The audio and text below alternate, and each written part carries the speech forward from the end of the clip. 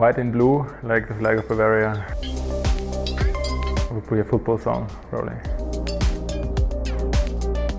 I was about to say arrogance because I studied in Paris, but it would be greed because sometimes I think I want too much.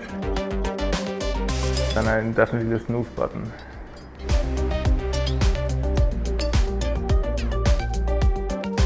I went to university in Mannheim, which is a business school in Germany. Then I did a first gap year where I worked for Audi in Beijing and was a teacher in Colombia. And then HEC for my masters. That's where I first got in touch with entrepreneurship. And then I founded my own company with two more HEC students. And before now going to MIT for my second master year, I also did try out the consulting life a bit. Before going to HEC, I was in the same mindset as so many other international students, just to have a good 2-year program and then move on to banking, consulting, or whatever. But then through an event that we started at HEC, I got in, first time for my life, I got in touch with startups, founders, entrepreneurs, and it really inspired me because the people they had a cause for what they're doing. They're just not for career, but they had a purpose. And that's what really inspired me to also try that out, how it is to work for your own company.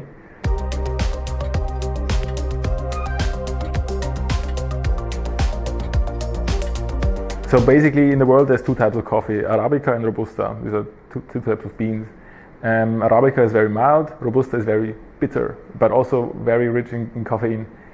And in Vietnam they only have Robusta coffee, but it's very bitter. So they add some condensed milk to it, which is very sweet, sticky, stir it up, and the result is it's a very strong coffee, but tastes a bit like chocolate, caramel. So it's a good drinking experience for people who don't like the taste of coffee but need the effect.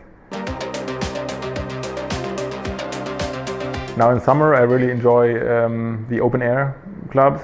That's something I really love, being outside, good music, and that's very popular here as well. And Berlin is fairly green, so there's a lot of parks, some lakes, a bit on the outside, and it's really nice there in summer. And especially in Kreuzberg, it's cool to go through the cities, and you have cuisine of all over the world. It's a good school, so you're tempted to say, oh, here I'm gonna take the most out of it from an academic point of view. But if you only do that, I think you're missing out the biggest part of it, which is the student body.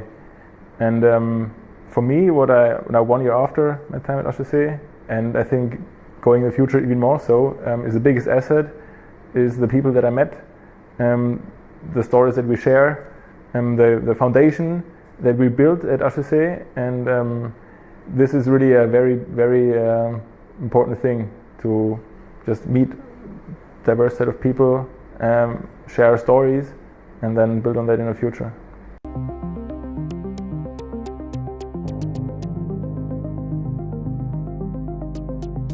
My motto is better done than perfect. And maybe you saw it on Facebook's wall, but that's one of their mottos as well. And I think it's really essential for not only for an entrepreneur. It's often that we're tempted to overdo things, over be precise, but in the end it's just do it best you can do it now and then move on to the next stuff.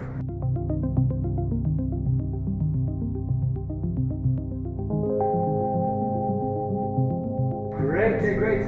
Final cut.